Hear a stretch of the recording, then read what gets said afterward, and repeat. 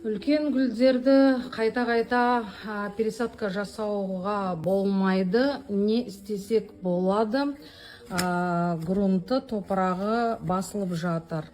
Ол үшін біз дайын почва улучшительдер, біздердің топырағымызды жақсартатын әртүрлі осындай дайын қоспалар бар. Соларды қолданамыз. Ол үшін бізге почва улучшитель, биомастер қажет, қайшы және қасық.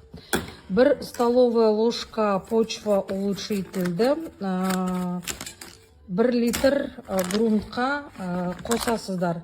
Мысалы, мына горшокта бізде 7 литрлік горшок, топырағы көріп тұрсыздар.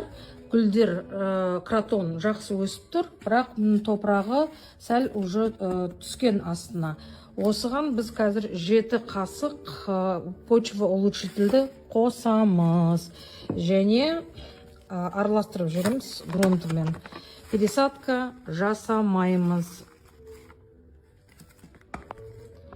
7 қасық столовая ложка почва улучшительімізді қосып, мына грунттың бәрін бұлай осылай араластырып жібереміз.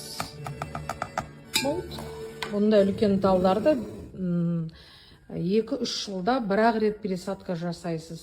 Топырағын жаңарту үшін почва улучшитель қолданасыздар.